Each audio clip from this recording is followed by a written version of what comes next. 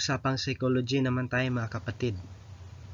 By the way, I am Kido Lerio and we're going to talk about thinking and language. What is thinking and what is language and what is their relationship? According to Edward Gibbon, the communication of ideas requires a similitude of thought and language.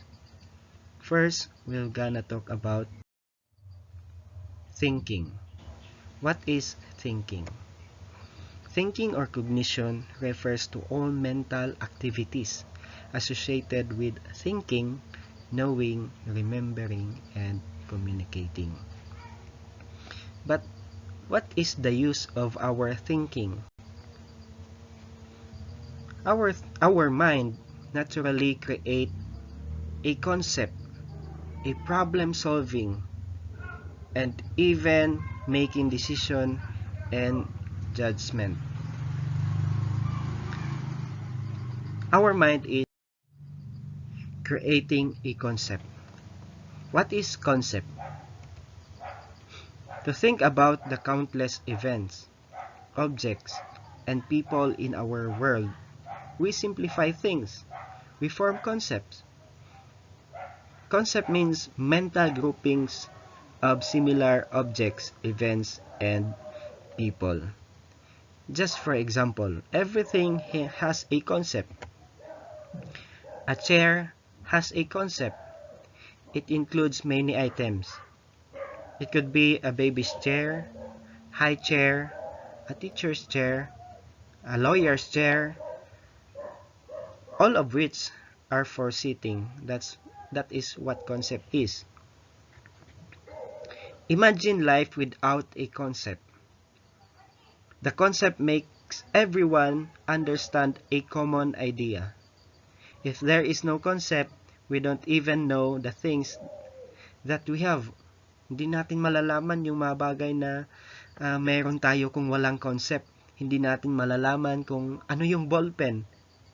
Hindi natin malalaman kung ano yung papel, ano yung cellphone kung walang concept. We form concept by definition. Just for example, told that a triangle has 3 sides. We thereafter classify all 3-sided geometric forms as triangles. We form concept by developing also a prototypes, a mental image or best example that incorporates all the features we associate with a category. Here, with this example, lahat ng nakikita natin na mga bagay na may 3-sided. We call it a triangle. Lahat ng mga bagay na 3-sided is a triangle. Aside from concept, our mind also is creating a solution towards a problem, or problem solving, or creating a solution. One tribute to our rationality is our problem solving skill in coping with novel situation. Our mind create a rational solution to the problem. Just for example, when you left your keys inside your house and you suddenly lock the door, our mind will create a solution towards a situation. How can we get in the house without using keys? How to do and what to do. So, posible na gagawin natin, pwedeng sirain yung doorknob. Pwede namang magpa-duplicate ng another na susi para makapasok. Kaya, yan yung use ng thinking natin, ng thoughts natin, ng cognitive, to create a solution towards a problem. Solving problem done through. Some problems we solve through trial and error. And One of the best example of this is Thomas Edison. Thomas Edison is an inventor of light bulb. Nakaranas si Thomas Edison ng thousands of failure sa pagbuo sa paggawa ng uh, light bulb. Imagine thousands of failure, thousands of trial and error. Pero later on, na-accomplish niya o naging successful siya through trial and error na pag-solve ng problem. Another, we use algorithms as step-by-step procedure that guarantees a solution. But using this strategy, more laborious and exasperating. Ang daming pagdadaanan, step by step. In such case, we often resort to a simpler strategy called heuristic, or what we call as experimental strategy. Instead of step-by-step algorithms, we use experimental strategy para mapadali ang pag-solve ng problem. Kaya, if we use heuristic and trial and error, we may hit upon the answer and we may hit the answer more easier.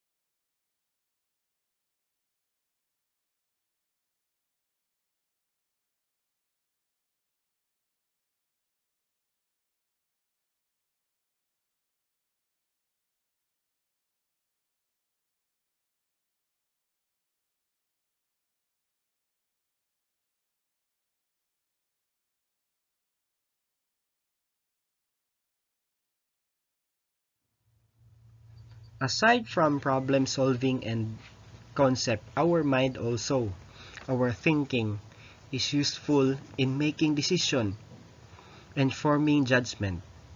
Let me ask you a question. Ginagamit ba natin yung utak natin sa paggawa ng desisyon and sa pag-judge? Kasi sometimes, sinasabi na yung ginagawa mong desisyon ay ginagamitan mo ba ng utak? But actually, lahat ng desisyon natin na ginagawa ay ginagamitan talaga ng thinking, ng utak. Kaya lang, minsan mali yung proseso. Our mind has an ability to make decision and judgment. But careful lang po tayo. In making decision and judgment, we must be careful of using intuition. Ano ba tong tinatawag na intuition? Ang intuition, ito yung mga we easily react to the situation. Without evidence and rational thought, hindi natin pinag-iisipan. Talagang nagre-react lang tayo kaagad, and many of us will relate to this. Instead, we must develop our heuristic strategy to avoid conflict.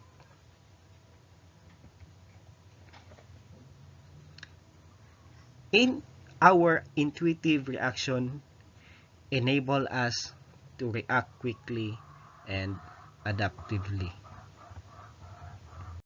And that is thinking. Now let's move on to language. What is language? We define language as our spoken, written, or signed words and the ways we combine them as we think and communicate. Okay, Yung language naman, kapag nagsasalita tayo, is language na yun. Pag nagsusulat tayo, language na din yun. Pag hindi naman nakapagsalita, kaya bingi yung may mga kapansanan, pag may sign ng mga words using yung kamay o yung part ng katawan nila, is language pa rin yun as long as maiintindihan, makapag-communicate ka sa tao. According to Noam Chomsky, we are approaching what some might call the human essence.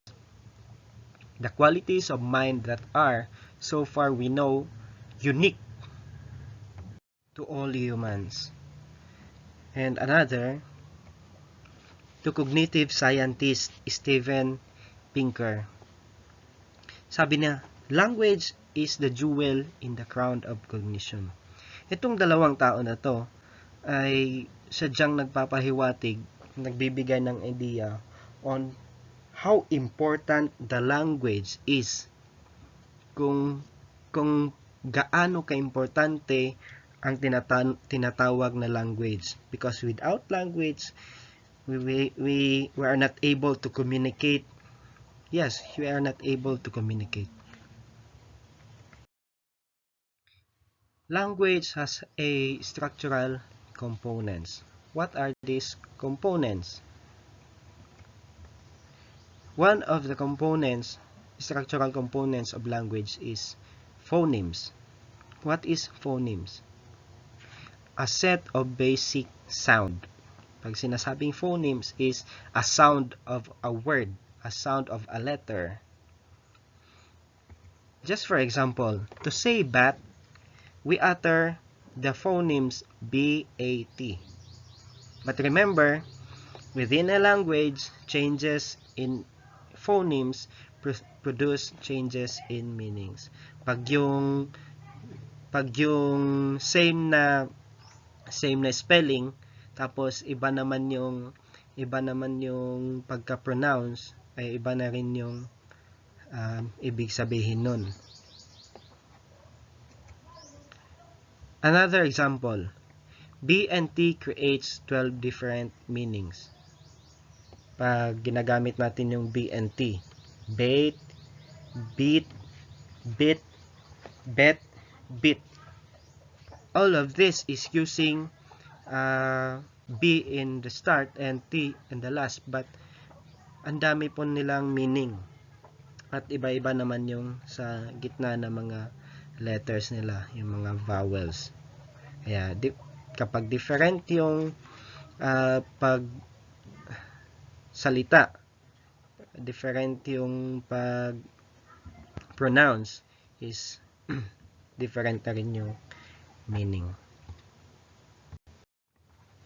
Another is morphemes. A morphemes simply means a collection of phonemes. The definition of morpheme is the smallest unit in a language that still has a meaning. Used to build word meanings as well as their structure. Just for example, by adding est is a morphemes to the great, it creates a word greatest. It means mag-iiba na rin yung meaning. Another example, by adding un to the break and able to unbreak, is we can create a word unbreakable, and unbreakable has a meaning. A morpheme is the smallest part of a word that can have meaning. In other words, it is the smallest meaningful part of a word. Pag wala ang mga morphemes, ay mahirap na makakreate ng another words na may another na meaning. Another example, another structure of a language is grammar. Grammar is a system of rules and a given language that enable us to communicate and understand others.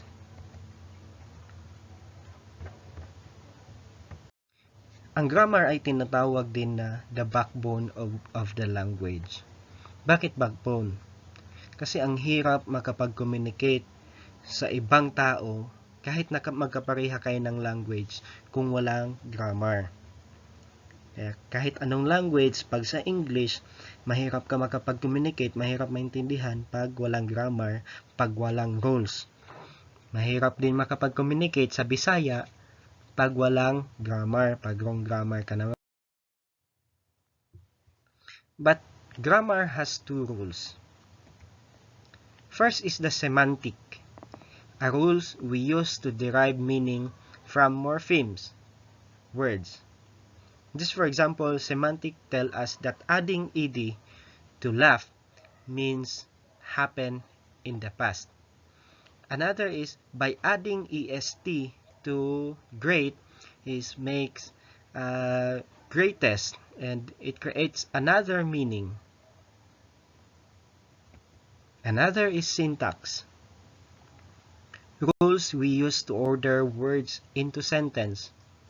Just for example, one of the rule in English is adjectives usually come before noun. Hindi pwedeng pagbaliktarin na mauna yung noun tapos adjective. Depende po sa sentence. Pero when you describe things, mauna talaga yung adjectives before noun. Red car, white house, beautiful star. But how do we learn language? In understanding the learning of language, we must understand the development of language. First is the receptive language. The starting point of learning the language, or usually in infant. Learning through observation or experience from environment. Kaya pag na-observe natin yung mga sanggol na ba't naging marunong sila, ba't nade-develop yung language nila. It is because according to Kult Meltzoff, infant can read our lips and our expression. Nababasa nila kung ano yung form ng lips natin. Kaya pag magpo-pronounce pala ng a, you just open your mouth. And pag nagpo-produce ng sounds ng o, ay ma-observe din nila kung ano yung expression, ano yung form ng lips natin. Kaya nakukuha nila. Another is productive language. The ability to produce words after receptive language. Kaya na-observe nila, pagkatapos nila ma-observe is pag nagaya nila yun na yung productive language. They are able to speak na.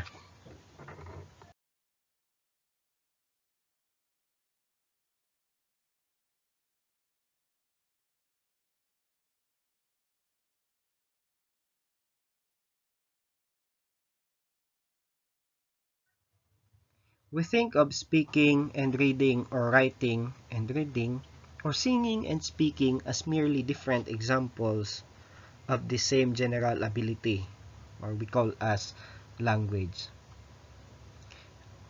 Ang nalalaman natin na ang language is pwedeng speaking, reading, writing, and even singing.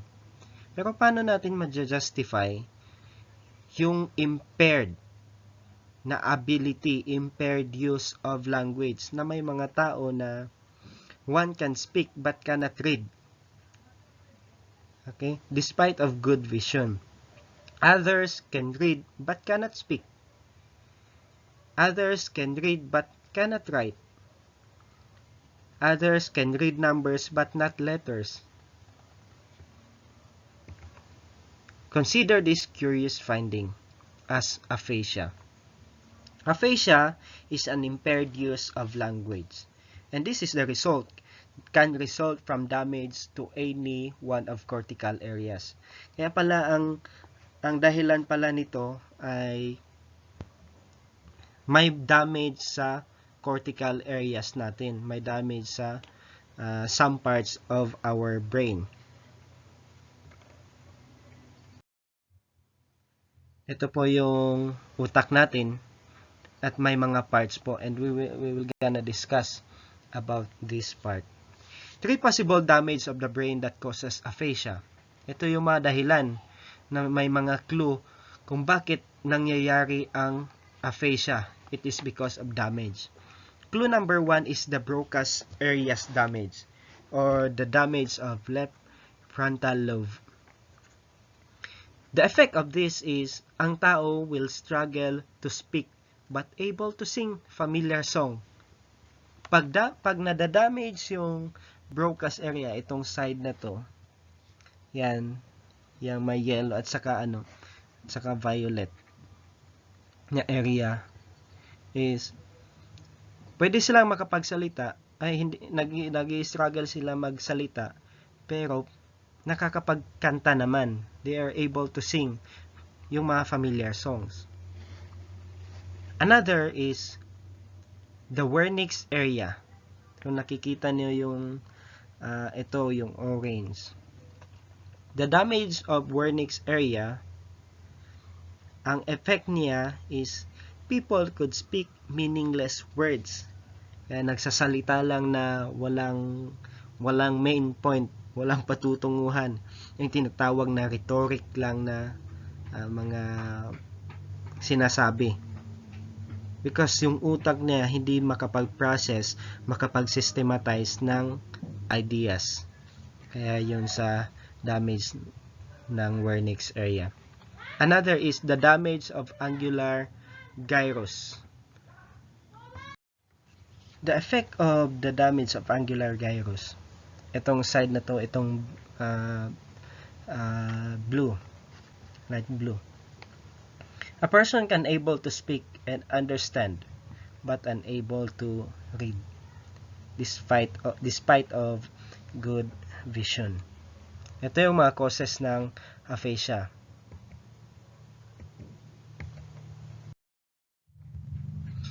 What is the relationship between language and thinking? According to Benjamin Lee Worth, who creates the idea of linguistic determinism hypothesis. Ang ibig sabihin ng linguistic determinism hypothesis na yung language natin ay nagdi-determine sa ating thinking. Kung ano yung sinasabi, ano yung mga idea, ano yung idea from the language, ito yung magdi-determine sa ating isip. Iniisip natin.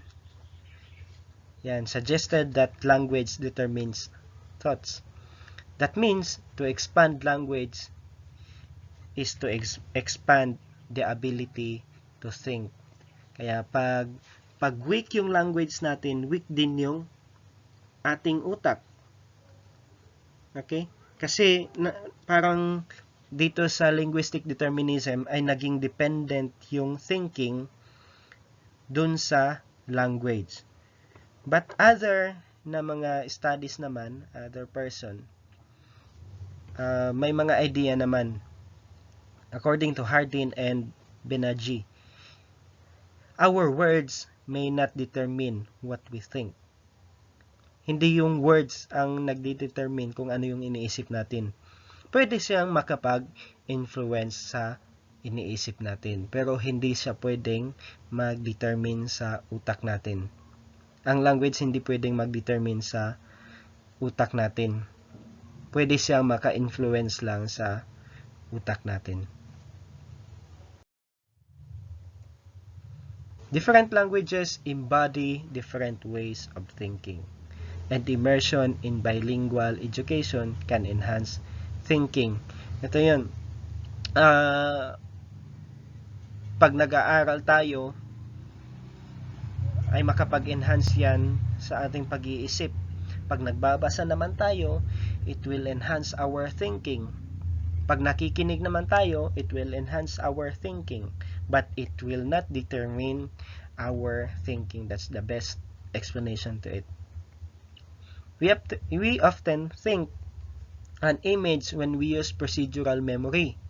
Our unconscious memory system for motor and cognitive skill and classically and operantly conditioned associations. Thinking an image can increase our skills when we mentally practice the upcoming event.